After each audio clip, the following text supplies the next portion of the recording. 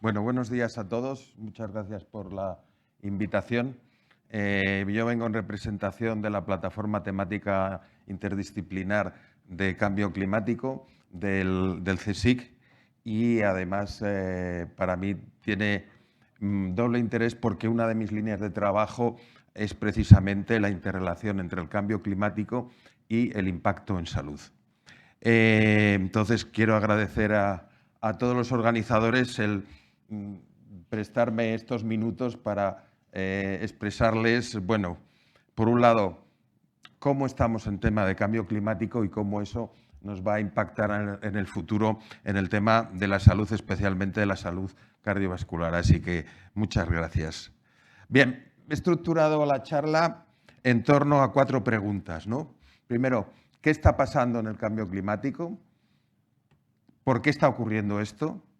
¿Cómo va a ser el futuro? Porque eso ya lo sabemos bastante bien. El futuro, como verán ustedes más adelante, está bastante bien delimitado. Y luego, todo esto, ¿qué repercusiones va a tener en salud? ¿Vale? Entonces, ¿qué está ocurriendo? Pues miren, aquí están viendo una representación de la temperatura global del planeta desde 1850 hasta el presente. Cada puntito que ven ahí es un mes del año y cada circunferencia es un año. Los colores lo que nos indican es cómo es la temperatura. Colores azules quieren decir más frío que la media, colores blancos como la media y colores rojos que empezarán a aparecer quiere decir más cálido que la media. Van a ver cómo nos vamos acercando hacia la parte exterior de la circunferencia, que quiere decir como unos 2 grados Fahrenheit, es decir, como 1 grado. Vean cómo empiezan a aparecer a partir del siglo XXI, empiezan a aparecer los colores rojos, y vemos esta evolución de la temperatura. Y ahora si proyectamos así, vemos claramente, yo no sé si, bueno, no sé, cómo se va ampliando el radio de ese círculo. Es decir, la temperatura está aumentando. Pero el cambio climático no es solo temperatura, no es solo que haga más calor. Igual que cuando ustedes ponen una cazuela con agua y la empiezan a calentar, el agua no solo se calienta, sino que a partir de un determinado momento se empieza a mover.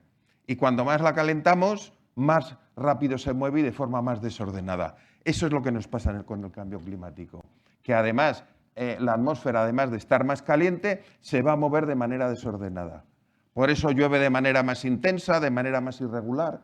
El tiempo está cambiando. No solo es que está aumentando la temperatura, sino que el tiempo está cambiando. Aparecen más sequías, aparecen por otro lado precipitaciones más intensas. Y esa es la razón. Una cuestión más. España es uno de los países que más afectados está por el cambio climático. Si ven esa, no se refleja en la pantalla, pero la línea roja es el impacto del cambio, el aumento de la temperatura en España, y la línea azul es la de el promedio en el globo. Pueden ver ustedes que más o menos en España nos va a afectar como 1 grado y pico más. Somos un punto clave que más va a notar las repercusiones del cambio climático. ¿Por qué? Pues porque estamos entre medias del clima subtropical y del clima de las latitudes medias. ¿Y qué es lo que va a pasar? Pues que el clima, por decirlo de alguna manera, tipo africano, pues se va a ir desplazando hacia el norte. Entonces somos un punto clave desde ese punto de vista. Y miren, para que vean que esto cómo se refleja y cómo ha cambiado, esa gráfica que ven ahí es el número de personas que ha experimentado un récord absoluto de temperatura, es decir, cómo han ido aumentando la exposición de la población a las temperaturas mayores. Y fíjense cómo a partir del siglo XXI, a finales, nos encontramos con que eso se va disparando. Y ahora mismo estamos hablando de que hay años que 800 millones de personas han experimentado una temperatura más alta que nunca. Estas noticias que vemos, por ejemplo, ayer venía, puede que vayamos a tener otra vez 40 grados en mayo en España. Eso es un anticipo del futuro que se va a ir manifestando de manera cada vez más intensa. ¿Por qué ocurre esto? Bueno, miren, esto ocurre porque la temperatura que experimentamos es el resultado de un proceso muy complejo. Ahí lo que ven ustedes son todos los aspectos que influyen en el cambio climático, la radiación que viene del Sol, la relación que hay entre la evaporación en los océanos, el impacto de la vegetación, de los hielos y, sobre todo, la composición de la atmósfera. Lo que estamos haciendo es emitiendo una serie de gases que se llaman gases de efecto invernadero, que lo que hacen es que retienen más energía en la atmósfera. Es como si le estuviéramos poniendo una manta cada vez más densa a la atmósfera. Se escapa menos energía y entonces se queda más caliente. Entonces eso hace que tengamos esa atmósfera más energética. Y esto es especialmente relevante pues, desde 1950. ¿Pero es algo nuevo?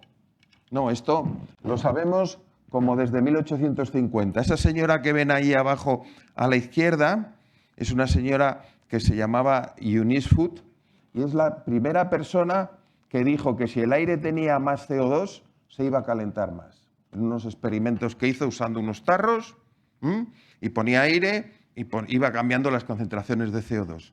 Cosa rara, esto pasó como desapercibido, y sin embargo, pues a 50 años más tarde, ese señor que ven ahí, que es un químico danés, Svante Arrhenius, retomó ese análisis y le dieron el premio Nobel. La señora, hasta hace poco, esa fotografía es la única que he podido encontrar, porque hasta hace poco en Wikipedia ni siquiera había una foto de esta señora. En cambio, le dieron el premio Nobel, él hizo unos cálculos y dijo, bueno, pues si aumentamos la concentración de CO2 hasta el doble de lo que hay ahora, nos vamos a ir como a 4 grados y demás. Esos son los valores que nos dicen ahora los modelos. O sea que esto la ciencia lo sabe desde hace prácticamente un siglo. ¿Vale? Bien, ¿qué ocurre? Pues ahí ven la evolución de la concentración del CO2, de este gas de efecto invernadero, del último medio millón de años. Entonces, fíjense en la parte final, cómo se ha disparado. Ven ustedes picos donde sube, baja, y esos son las épocas glaciales. La Tierra ha tenido épocas en las que la temperatura era más alta, la temperatura era más baja, por causas naturales. Desde la época industrial, pues nosotros lo que estamos haciendo es aumentar el CO2 de esa manera, donde ven que la curva se va prácticamente vertical. Ese es el impacto que estamos haciendo. O sea, que sabemos bien lo que está pasando, y por qué está pasando. ¿Qué va a ocurrir en el futuro? Miren, en los próximos 10 años ya sabemos más o menos lo que va a pasar. La Organización Meteorológica Mundial ha sacado una previsión de los próximos 10 años. Lo que ven ustedes en verde es la evolución de la temperatura, la parte baja de la curva, en los últimos 50 años, y la parte en azul es lo que se prevé que va a ocurrir en los próximos 10 años. No hay duda de que vamos a seguir aumentando la temperatura. ¿Por qué? Porque el problema que tienen estos gases es que desde que los emitimos, desde que cuando cogemos el coche, encendemos el motor y emitimos, o desde que cogemos el avión y lo estamos poniendo en la atmósfera, estos gases duran del orden de 75-100 años. Por tanto, tenemos un sistema con una inercia muy grande. No hay soluciones mágicas. Imagínense, es un gran transatlántico que es muy difícil hacerle cambiar de rumbo. Tiene mucha inercia, ¿vale? Y aquí les he representado la evolución de la temperatura desde 1850, en estos colores que pueden ver aquí, en la parte más hacia su izquierda, según lo ven. Cada rayita de esos es la temperatura del globo un año. Y llegamos hasta el final, la evolución para final del siglo XXII. Colores verdes, colores azules, temperaturas bajas. Colores rojos, temperaturas más altas. Y esta gráfica nos dice varias cosas. En primer lugar, Si se fijan en ese trozo subrayado, esos son los próximos 30 años. Fíjense que ahí hemos dibujado 4 trayectorias según las emisiones, según el Acuerdo de París y todos estos temas de propósitos que nos hacemos los humanos de controlar los gases de efecto invernadero, pero si se fijan, en los próximos 30 años, sea cual sea la opción, el color es el mismo. Independientemente de lo que hagamos, en los próximos 30 años la atmósfera se va a seguir calentando. Esto no es un reto para nosotros, es un reto para nuestros hijos y para nuestros nietos. Es nuestra responsabilidad el que vayamos por la vía menos mala de todas. La siguiente, no vamos a alcanzar la estabilización hasta final de siglo. Las cosas van a seguir aumentando. ¿Vale? Y la otra es que, fíjense, cada rama de esas es un escenario. Y lo que vemos es que no volvemos nunca al color azul. ¿Eso qué quiere decir? Que el clima de la Tierra no va a volver a ser el que era. Esto no es como la capa de ozono que se está recuperando. Vamos a una nueva atmósfera, a un nuevo clima que es diferente y que traerá otro tipo de retos. Entonces tenemos que ser conscientes de que esto es lo que nos va a pasar y entonces eso es lo que tenemos que afrontar. No se queden ustedes con las malas noticias, porque no son buenas, sino quédense con ustedes en que sabemos el escenario con el que tenemos que actuar. Y a partir de ahí lo que tenemos que buscar es ver cómo actuamos desde nivel individual hasta nivel global como sociedad para afrontar este reto y ponernos en la mejor de las situaciones posibles. ¿Vale? Bien. ¿Cómo va a impactar esto en la salud? Pues miren, el impacto del cambio climático en la salud está bastante bien estudiado. Tienen ahí una animación donde se puede ver el abanico de impactos que hay. Y eso, claro, depende mucho de sociedades. Sociedades menos desarrolladas, pues el impacto del cambio climático puede estar, por ejemplo, en los problemas de abastecimiento y de calidad de agua. Por ejemplo. En otras que están muy sometidas a extremos, por ejemplo, los huracanes, pues lo que tenemos es un problema de seguridad de las vidas. ¿Dónde estamos nosotros? ¿Qué efectos vamos a notar con el cambio climático? Pues seguramente van a aumentar la transmisión de determinadas enfermedades que son transmitidas por insectos cuya temperatura, que necesitan una temperatura mayor que la que hay ahora para poder sobrevivir y por eso no las tenemos ahora. Pero yo me voy a centrar básicamente en el impacto que más afecta a la salud cardiovascular, que es el de las temperaturas extremas. Ya saben, básicamente las temperaturas altas lo que hacen es impactar en la salud vascular, lo que hacen es, bueno, desestabilizar a las personas que tienen problemas previamente, ¿vale? Sabemos que están más afectadas las mujeres que los hombres. Sabemos además que un factor muy importante son las condiciones de vida. Sabemos que quien vive en una casa que tiene buen aislamiento y que tiene capacidad de tener aire acondicionado y demás, va a estar menos expuesto al riesgo. Sabemos que la persona acompañada tiene menos riesgo que la persona que vive sola, porque si vives con alguien, y además como hay que tener en cuenta que el riesgo es mayor a partir de los 65 años, si vives con alguien, pues que te reitera, vete en los rincones más frescos, procura la hidratación, procura todo ese tipo de medidas, vas a estar expuesto. Ah, perdón. Es que como estoy acostumbrado, como soy profesor, estoy acostumbrado a tener... Perdón. Bueno, sabemos ese tipo de factores que explican el por qué la mortalidad es mayor en mujeres. Además hay que tener en cuenta que el calor mata, utilizando el símil del boxeo, mata por KO. El impacto del calor se nota hasta los 3 días posteriores a la exposición de la temperatura elevada. El frío mata a los puntos. El efecto del frío es acumulativo y se tarda como más o menos una semana en ver, porque las enfermedades, el impacto del frío en el organismo es diferente. Entonces, sabemos todo ese tipo de cosas. Entonces, ¿cómo podemos ver? Pues miren, la relación entre la temperatura y la mortalidad es la que ven ahí. Depende de la zona del globo, pero eso se corresponde para España. Es una situación en forma de U o de V. Hay un mínimo de temperatura de confort, donde está asociado con un mínimo de mortalidad. Y a partir de ahí, si las temperaturas son más altas o más bajas, ven que en general la curva, cuando las temperaturas son más altas, la curva sube mucho más rápidamente, y las temperaturas son más bajas, va subiendo más despacio.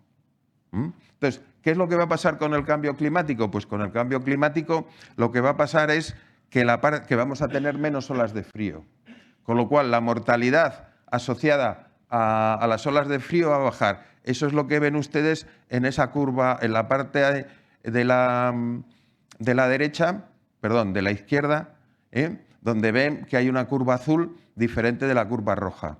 Eso es lo que nos dice es que van a bajar las enfermedades o el impacto en mortalidad asociado a las olas de frío. Sin embargo, va a aumentar el impacto asociado a las olas de calor, ¿vale? Porque en muchos casos las olas de calor lo que hacen es un efecto que llaman los epidemiólogos efecto cosecha. La ola de calor que más mata es la primera ola de calor del año. ¿Y a quién hace? A las personas más susceptibles que han pasado el verano, pero a lo mejor no están en una mejor condición.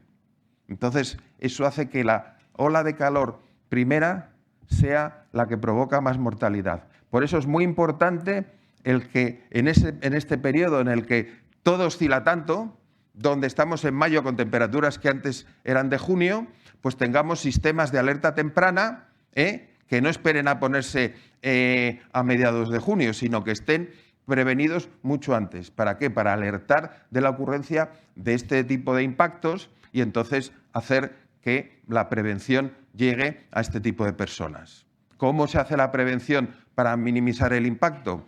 Pues fundamentalmente es una conexión de servicios sanitarios y servicios sociales. Si el centro de salud tiene identificadas las personas mayores de 65 años que viven solas y que tienen previamente problemas cardiovasculares, si contactan con ellas cuando hay un aviso de ola de calor y les dan ese tipo de recomendaciones, entonces con eso se reduce el impacto de la mortalidad. Todo ese tipo de patrones del comportamiento de las personas y de la infraestructura de la vivienda son determinantes para prevenir el impacto del cambio climático. Miren, una de las olas de calor históricas fue la ola de calor a nivel mundial, la ola de calor de Chicago de los años 50 y tantos, me parece. ¿Saben qué comunidad fue la que menos impacto tuvo? La comunidad latina. ¿Por qué? Porque resulta que había una red de personas, ya saben que esa cultura que hemos exportado de el cuidado de la familia, el cuidado de los mayores, entonces, ante el aviso de ola de calor, la comunidad, centrada sobre todo en las iglesias, se preocupó de las personas que vivían solas, si vivían en sitios donde hacía mucho calor, llevarlos a las iglesias o a locales con menos temperatura y agruparlos y preocuparse de que se hidrataran y que estuvieran en mejores condiciones que las que podían sufrir en unas casas que no cumplían los requisitos mínimos de aislamiento frente a las temperaturas elevadas. Entonces, ese esfuerzo que ahí se hace por parte de la sociedad civil es algo que tenemos que tener instalado en Europa desde la ola de calor de 2003. Prácticamente todos los países tienen sistemas de alerta, pero lo que nos dice el cambio climático es que esos sistemas de alerta hay que reforzarlos porque las olas de calor van a ser cada vez más frecuentes. Entonces, ¿qué es? Que hay que prestar más atención a la evolución de las temperaturas y hay que estar más alerta porque sabemos que vamos a estar más tensionados, tanto individual como colectivamente, por el aumento de las temperaturas. Miren, esta mayor tensión, estaba aquí antes el director de Salud Pública, lo que ven son dos una representación del mapa de España. En el de la izquierda lo que ven son los umbrales de temperatura a partir de los cuales se ponen en funcionamiento los sistemas de alerta, que hasta ahora eran a nivel provincial, y lo que se ha visto es que el nivel provincial no es suficiente. Por ejemplo, aquí en Madrid pues no es lo mismo la sierra que el sur, por ejemplo. Entonces, a partir de ahora, las alertas para las olas de calor se van a dar a partir de una comarcalización, un análisis mucho más fino. ¿Eso que va a permitir? Mayor eficiencia de la alerta temprana, mayor eficiencia de la prevención, porque es la principal herramienta que tenemos para prevenir la mortalidad. Y ya para terminar, bueno, simplemente decir que si esto que hemos estado hablando en términos de temperatura y términos de la composición del sistema climático, lo podemos expresar en otros términos. Va a aumentar la vulnerabilidad de nuestras sociedades y nuestra vulnerabilidad también, ¿no? ¿Por qué? Porque a medida que nuestra población está envejeciendo, ya somos más las personas mayores que las personas jóvenes, a medida que envejeces, más riesgo de enfermedad cardiovascular, más personas en riesgo con más enfermedades crónicas. El volumen de personas afectadas por este problema va a aumentar. Hay que tener en cuenta también el tema de las desigualdades que mencionaba. Hay que estar muy pendiente de quien tiene acceso a poder disponer de una casa con buena ventilación o con aire acondicionado, va a estar mucho más protegido que quien vive en una vivienda, por ejemplo, que está en el último piso, con mal aislamiento y no tiene la capacidad de disponer de ese tipo de equipamientos. Y luego eso, reiterar que la intensidad y la frecuencia de estos sucesos que afectan sobre todo a la salud cardiovascular va a ir aumentando. Y esto, frente a todos estos mensajes que recibimos de la emergencia, la crisis climática, yo creo que hay que darle la vuelta. Esto no es un problema de crisis, esto no es una emergencia, esto es como las enfermedades cardiovasculares, eso es una enfermedad crónica, porque como hemos visto antes, el problema del cambio climático no va a desaparecer en los próximos 20 años, por mucho que ahora estemos intentando frenarlo, porque la inercia del sistema, la física, la naturaleza del problema hace que necesitemos ese tiempo para darle la vuelta a la situación. Entonces, es una enfermedad crónica con la que tenemos que convivir, y entonces tenemos que prepararnos para ello. No hay una pastilla que nos baje la fiebre y ya está. No, es un problema como el de las enfermedades cardiovasculares que requiere un tratamiento seguido y una atención continuada. Y esto es todo lo que quería compartir con ustedes. Muchas gracias.